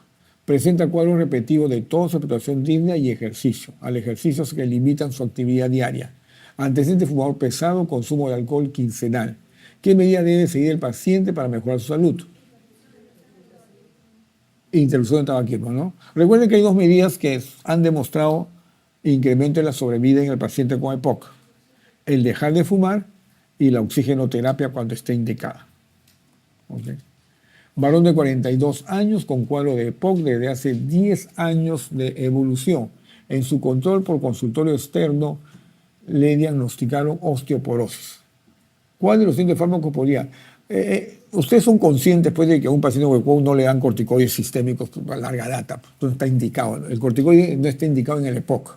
Solamente está indicado corticoides inhalatorios como rescate en un pequeño momento. En el EPOC constantemente tienen exacerbaciones. Pero una vez que lo establecen, le quitan el corticoide porque se ha demostrado que el administrar corticoides en pacientes con EPOC más bien a veces puede incrementar el número de neumonías. Entonces, dado ese criterio, entonces lo compensa solamente rápido, le quitan, le hacen terapia triple y rápidamente pasa a terapia doble.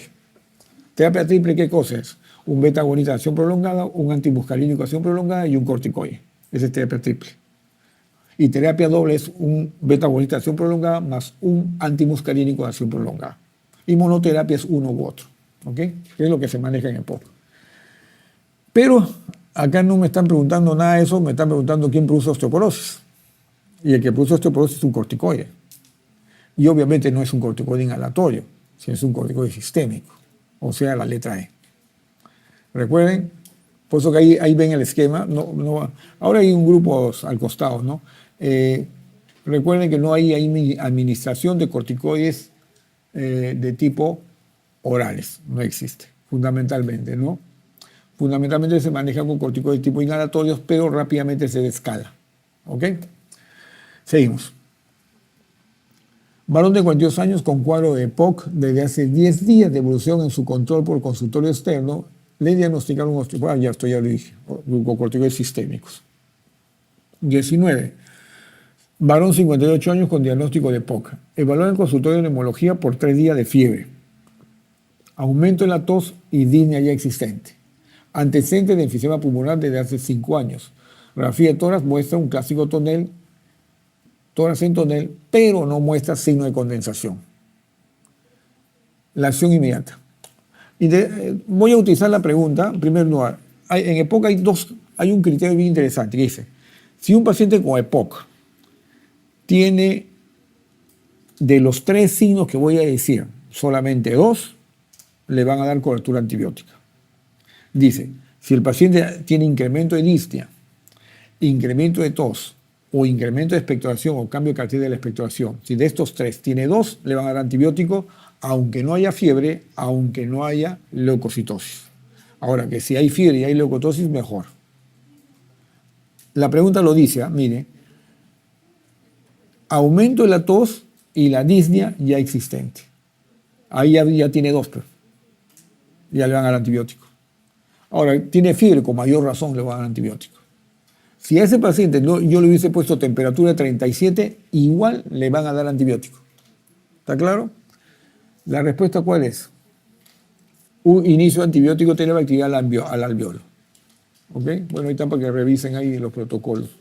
Y ahí están un poco las coberturas antibióticas que se utilizan en los pacientes con EPOC. Muy bien. 20. Varón de 64 años, fumador, diagnosticado de enfermedad pulmonar obstructiva crónica. Esto es lo que hemos dicho, ¿no? Ah, no, esto es otro. Dice, con 3 episodios de exacerbaciones en este año. El nivel 1 dice 12 exacerbaciones para empezar a tratarlo como exacerbador, ¿no? Acude a emergencia por disnea y tos productiva que se ha intensificado en la última semana.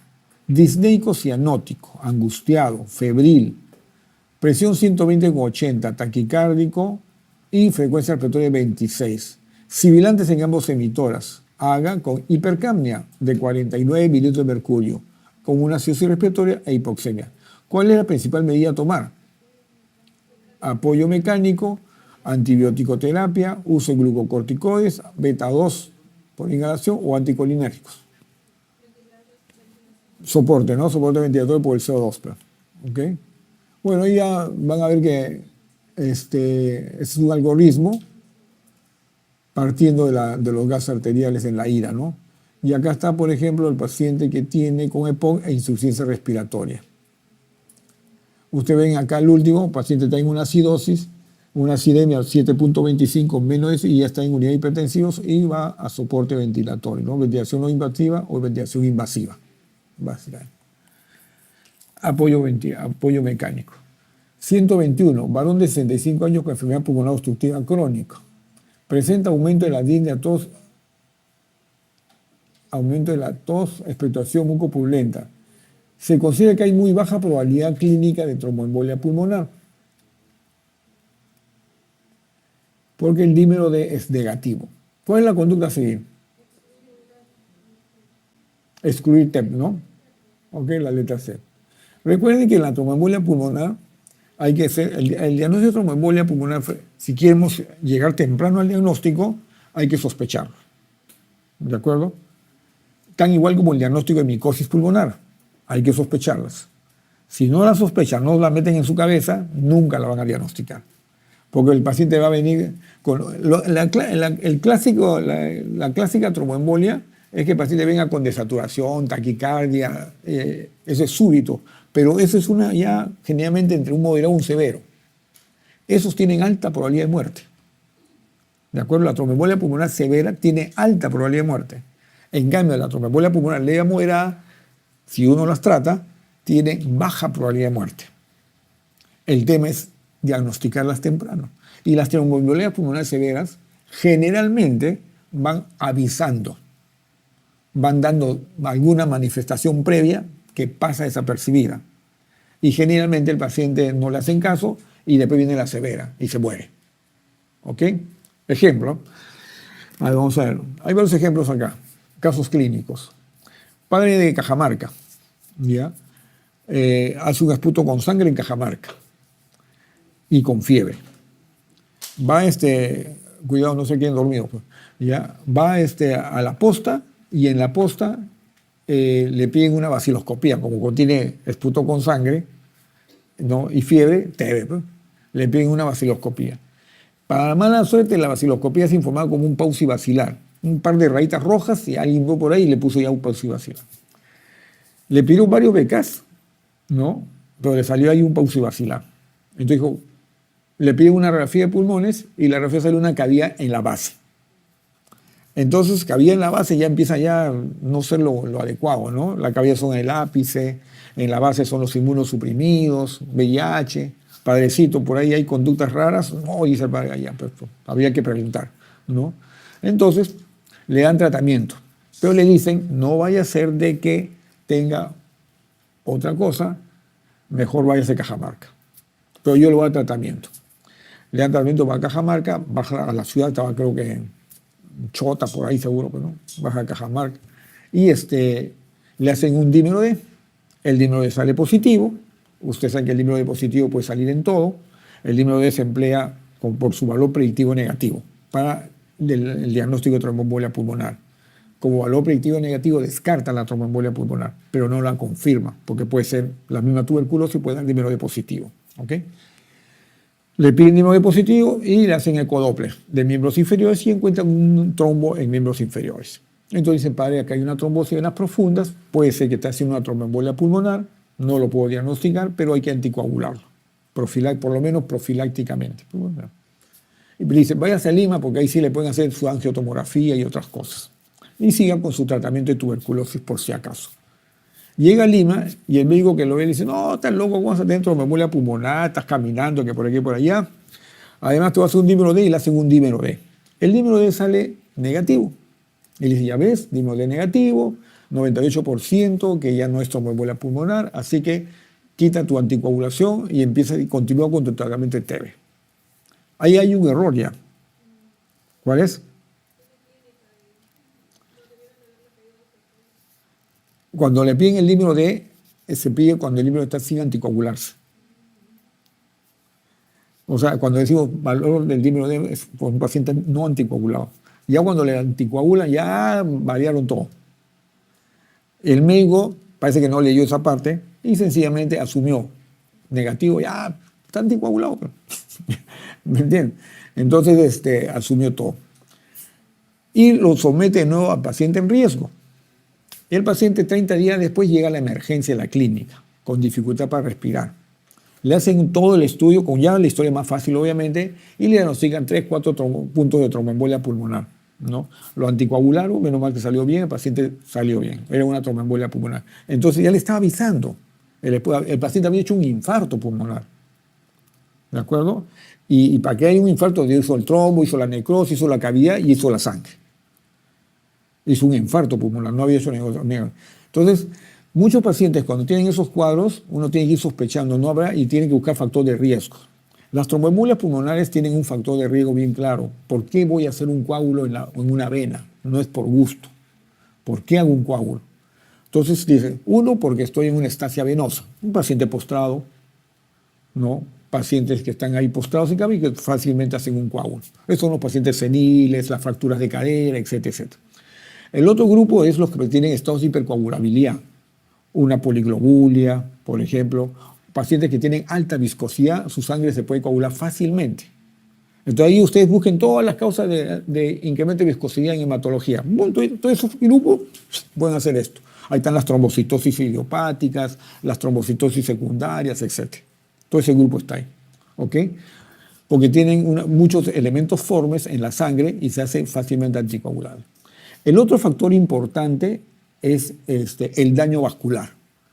Y ahí están los traumatismos, por ejemplo, las cirugías de cadera, las cirugías de miembros inferiores, las múltiples fracturas, que pueden hacer coágulos, ¿no? Básicamente por todo esto. Dos son estado de hipercoagulabilidad. Entonces uno tiene que buscar esos factores de riesgo siempre, ¿no? Hay otros grupos que por ahí que son más raros, que son algunos por alteraciones congénitas, etcétera, que pueden, factor 5 del hambre, todo eso son los que toman anticonceptivos. Pero uno debe buscar siempre. Entonces, cuando uno tiene eso, dice, y el paciente desde el inicio, yo he visto pacientes que solamente hacían taquicardia, y estaban en una tromboembolia pulmonar, y no tenían otra molestia, y una frecuencia de 100 nada más en reposo. Porque tenía una frecuencia de 100 en reposo con hemoglobina normal, por ejemplo. ¿De acuerdo? Y le empezaron a hacer todo el diagnóstico y era una tromboembolia.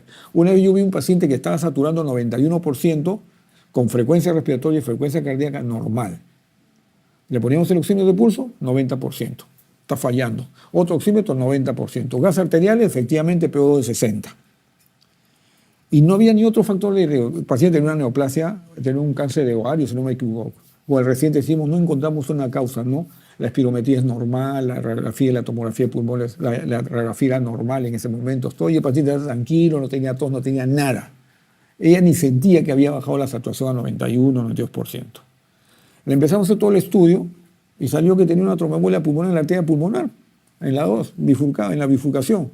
Ocurría 30 pacientes, se asustó todo el mundo, lo metieron a UCI. Usted ve a un paciente en UCI leyendo periódico, anticoagulada y todas esas cosas. Nadie la quiso operar, nada. ¿Okay? Entonces, miren cómo se presenta. Se puede presentar con oligosintomática, se puede presentar con solamente un dolor torácico, ¿no? Yo recuerdo de un paciente que presenta un dolor torácico en la madrugada y le empieza a faltarle el aire por el dolor torácico. Entonces, y como era en el lado izquierdo, ¿qué piensa? Enfermedad coronaria. Entonces, la enfermedad primero le pone el oxígeno y se acabó, no se hace paltas. Y llama a la emergencia. Sube el residente y encuentra dificultad respirando al paciente, le pide sus enzimas coronarias, sale todo normal, le pide gas arteriales, como está con oxígeno, sale con lo normal, todo. No encuentra la radiografía B normal, la radiografía en la tromboembolia pulmonar frecuentemente es normal, ¿no? Que es una de las características. Y entonces le deja un analgésico. Una pleurodina, le deja analgésico. En la visita del día de la mañana, ven toda la nota, lo ven al paciente tranquilo, le quitan el oxígeno, saturando 95%, 98%, sin dolor, sin nada. Ya, una pleurodina nomás, ¿no? 3, 4 días después el paciente hace una taquicardia súbita y se muere. Muere mortalidad, tromboembolia pulmonar. Entonces la pregunta es, ¿no estuvo en manos de esos médicos que lo veían hacer el diagnóstico diferencial y salvarle la vida al paciente? Porque en tromboembolia pulmonar, si ustedes anticoagulan al paciente, automáticamente le quitan el riesgo de muerte. Y cuando ustedes le quitan la anticoagulación, automáticamente lo ponen en riesgo de muerte. Así es tromboembolia pulmonar. ¿De acuerdo? Como que también, otro caso, paciente diagnosticó con tromboembolia pulmonar, lo tenían que operar sí o sí, y entonces viene el hematólogo y dice, correcto, lo voy a poner en riesgo. Le van a suspender el medicamento 12 horas antes, lo opera y 2 horas después y sale. Y en esas 24 horas lo vamos a poner en riesgo de muerte. ¿Por qué? Porque puede hacer tromboembolia pulmonar. Porque puede estar disparando pues, el trombo. ¿Okay? No está anticoagulado. Le recomienda al cirujano que haga las cosas rápidas, que no se le compliquen al paciente, etc, etc, etc. Pero instaura los anticoagulantes ni bien a las 2 horas después del posoperatorio. Por X razones, le repiten la indicación de sala de operaciones porque se demoró en llegar a piso, qué sé yo, y le duplicaron un día más sin anticoagulación. El paciente en el segundo día hace la tromboembolia y se muere. Lo que pone y grafica eso, ¿no? El riesgo que ponen al paciente y también lo que grafica que el usar una anticoagulación tempranamente sí le mejora. Por eso es que es altamente eficiente la anticoagulación profiláctica. ¿De acuerdo? Actualmente, obviamente, ya le ponen sus medidas elásticas, etc., y quitan el riesgo, básicamente. ¿Es verdad que hay que sospechar de que está toda caída de la saturación que no responde a oxígeno?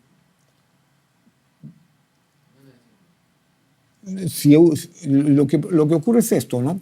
Si uno pone una sospecha de tromboembolia pulmonar, se ve obligado a hacerlo. O sea, lo peor puede ser que sospeches tromboembolia pulmonar y no hagas protocolo. O sea, que eso es inadmisible, ¿eh? Es igual, si le estás pidiendo dímero D y te sale positivo, oye, haz el protocolo. ¿Qué es el protocolo?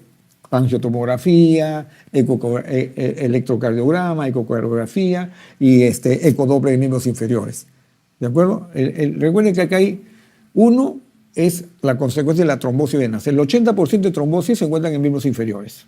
Ah, ya, ecodoppler, se acabó, ecodoppler. Segundo, arriba hay tromboembolia pulmonar. ¿Cómo la voy a diagnosticar? O tengo una gammagrafía de ventilación perfusión, si es que la tengo o no la tengo. Generalmente todo el mundo se obvia de eso y se frente se va a la angiotomografía. Se acabó. Ya sea resonancia, ya sea tomografía, lo que quieran, pero fase vascular. ¿Ok? Todo sirve. ¿Eh? ¿Ok? Ahí ya diagnosticas la tromboembolia pulmonar. Y la otra que tiene es la repercusión que tiene la tromboembolia pulmonar a nivel cardíaco. Entonces tú tienes que ahí le puedes hacer el electrocardiograma porque puedes tener hipertensión pulmonar o puedes tener cor pulmonar agudo. Y ahí es el electro y el eco, básicamente. Y manejas. El manejo es anticoagulación. Entonces, ¿qué se dice? Si hay una sospecha y ustedes le piden libro D, es inadmisible que no hagan protocolo. ¿Para qué le pides? Mejor no lo hubieses pedido. Esa es una crítica. Yo a veces al reciente digo, ¿le has pedido libro D y le has pedido algo más? No. ¿Y te ha salido positivo? Sí, pero puede ser por la tuberculosis, puede ser por la... Entonces, ¿para qué le pides, digo? Mejor no le pidas. ¿No? Es ilógico, ¿sí o no? ¿Ok? Ya. Entonces, el criterio va a funcionar. Pero recuerden que a veces es mejor excederse porque le puede salvar la vida. Eso es cierto. ¿Cuál es el patrón radiológico típico de la enfermedad pulmonar intersticial difusa? Ya pues fue así, ¿no? Retículo nodular. Varón de 56 años, consultan por disnea progresiva, tos productiva persistente de hace un año, niega exposición a polvos orgánicos e inorgánicos y a la ocultación crepitantes en bases y algunos sibilantes expiratorios. ¿Cuál es la primera posibilidad diagnóstica? Enfermedad pulmonar intersticial. Recuerden por los crepitantes en base y algunos sibilantes. El crepitante en base es la clave, ¿no? Y es una disnea progresiva, tos productiva persistente, ¿no? O sea, no hay mayor otras cosas para que piensen en otra enfermedad, básicamente. Mujer de 28 años, desde hace 2 meses, presenta tos, disnea, expectoración y esporádicamente hemoptisis. Si yo tengo 28 años y tengo hemoptisis, siempre voy a pensar, puede ser una tuberculosis, ¿no? Generalmente. Podría estar pensando así o tendría otra enfermedad vosárea. Acropaquía, que habla de enfermedad crónica, infiltrados alveolares bilaterales, sin broncograma aéreo, lo que me está diciendo que es una enfermedad pulmonar bilateral. Eso ya va para el otro lado. ¿Es raro la hemoptisis en la enfermedad intersticial? Sí, lo es raro. Pero recuerden que la hemoptisis tiene unos signos de bronquiectasia de tracción. Y esos signos de bronquiectasia de tracción pueden sangrar. ¿Ok? No es lo frecuente, pero pueden darse. Le digo, ¿por qué? Porque ahí está neumonía, por ejemplo, dice proteinosis, microlitase, fibroelastosis parenquimal, neumonía intersticial linfocítica. ¿Y por qué no puede ser una proteinosis alveolar? Ahora, infiltrados alveolares, ¿no? Sin broncograma y tomografía pulmonar videodelustrado. Ya, videodelustrado con imagen de empedrado. Es como una enfermedad intersticial en realidad, ¿no? Pero básicamente, pues, dentro de las enfermedades intersticiales está proteinosis, es una enfermedad intersticial. Neumonía intersticial linfocítica es un diagnóstico más anatomopatológico, por eso dicen linfocítica. Fibrosis elastosis pleuroparenquimal no lo es. Y microlitasia alveolar tampoco lo es, porque eso son calcificaciones. ¿Ok? Se va a quedar entre la A y la D. Y si ahí tengo que hablar, el que tengo más evidencia es el compromiso alveolar. Y la proteinosis alveolar es un compromiso alveolar. Pues su nombre lo dice, proteinosis alveolar. Y arriba dice tomografía pulmonar videodelustrado con imagen empedrado. Y infiltrados alveolares. ¿De acuerdo? 125. Menor de 50 años, dice, los últimos 30 años ha trabajado en la mina. Acude por tos progresiva y disnea de 1 año de evolución. Radiografía de tórax, patrón nodular en lóbulos superiores y enopatía mediastinales. ¿Qué dice? Sílice, ¿no? Ok. 26. Según el programa de control de infecciones respiratorias agudas del MINSA, los criterios peligrosos del programa que son tos y fiebre, tos y secreción, tos y provincia de pistas o dificultad respiratoria. Tos y dificultad respiratoria, ¿no? O sea, recuerden que en la propaganda en la televisión dice, no, si su niño respira más rápido de lo normal, llévelo a la posta porque puede ser que te haga una neumonía. La dificultad respiratoria es el signo clave. El niño puede estar haciendo fiebre, normalazo, denle su paracetamol y se acabó, y bastante agüita nomás para que le pase rápido y no lo saquen de la casa. Pero cuando ya empieza a hacer respiración muy rápida, la cosa cambió. ¿Ok? Por eso que la dificultad respiratoria es el punto clave en la definición operacional. ¿Cuál es el método auxiliar de elección para diagnosticar bronquiectasias? Tomografía. Paciente senil hospitalizado por bronquiectasias infectadas con pseudomonas. ¿Cuál es el siguiente antibiótico? No sé por qué le dicen pipetazo. A la costumbre, los infectólogos hablan así. Van a ser infectólogos ustedes. 129, claro, pero no me puedo decir un pipetazo, ¿no? ¿Cuál es la patogenia en el edema pulmonar cardiogénico? Perdón. Muy bien. ¿Cuál de los siguientes músculos de la pared torácica contribuyen a determinar el volumen de reserva expiratorio? ¿Qué músculos? Intercostales internos. Ahí ya lo ven. Ahí está, intercostales internos.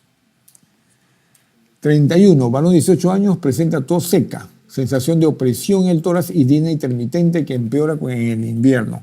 De 18 años debe ser asmático, ¿no? Hace 2 años. Al examen sibilante en ambos campos pulmonares se sospecha de asma bronquial. ¿Qué parámetro de la función pulmonar se encuentra disminuido en el paciente? BEF1 o pico expiratorio flujo, no sé el que figurara ahí, pero no. Volumen de forzado en primer segundo, sí, nada más, BEF1. ¿Okay? Ahí está. Ya está. 32 dice, un niño con intoxicación por querosene, ¿cuál es la complicación más frecuente? Neumonitis. De ahí está. Uno revisa entonces, seguro que ahí dice neumonitis. 33. ¿En qué cuadro está mejor indicada la ventilación no invasiva en el ámbito hospitalario? EPOC agudizado. Ahí está, ¿no? ¿Cuál es el examen por imágenes que mejor confirman la presencia de bronquiectasia? Lo dijimos. Varón de 20 años sin enfermedad pulmonar subyacente, extraído inconsciente con disminución de las respiraciones después de una sobredosis de heroína. ¿Cuáles son los hallazgos de la gasometría? Normal. Letra E. Gradiente normal. Recuerden que las gradientes están elevadas en toda enfermedad pulmonar y está normal en aquellos que no es enfermedad pulmonar. ¿Ok? Las hipoxemias, las hipoxias hipoxémicas con gradiente normal generalmente corresponden a fallas ventilatorias o altura, básicamente. ¿Ok? Varón de 22 años vive a 4.000 metros sobre el nivel del mar, ha llegado a Chimbote a vender su ganado vacuno y después de 8 semanas regresa a su pueblo. Al llegar presenta disnea, náuseas, vómitos. Ya no le gustó su pueblo. Se acostumbró a la costa, ¿no? Mal de altura, ¿no? Edema pulmonar de altura. Recuerden que hay 2 tipos de mal de altura, el agudo y el crónico. El agudo, que es nosotros que subimos y no toleramos la altura, y los que viven en altura, jóvenes que bajan, se adaptan rápidamente al nivel del mar, pero después ya no quieren subir a su tierra, ¿no? Y el mal de altura crónico son a pacientes mayores seniles. Ojo, el mal de altura crónico no existe en jóvenes. ¿De acuerdo? El mal de altura crónico es en adultos nativos que viviendo en altura se vuelven insuficientes a la altura. ¿De acuerdo? Y la única manera es lo bajan. Bueno, ahí lo pueden revisar. Varón de 22 años vive a 4.000 metros. Ah, ya. Muy bien. ¿Alguna pregunta? Ninguno. Ok, suerte chicos. ¿Ya?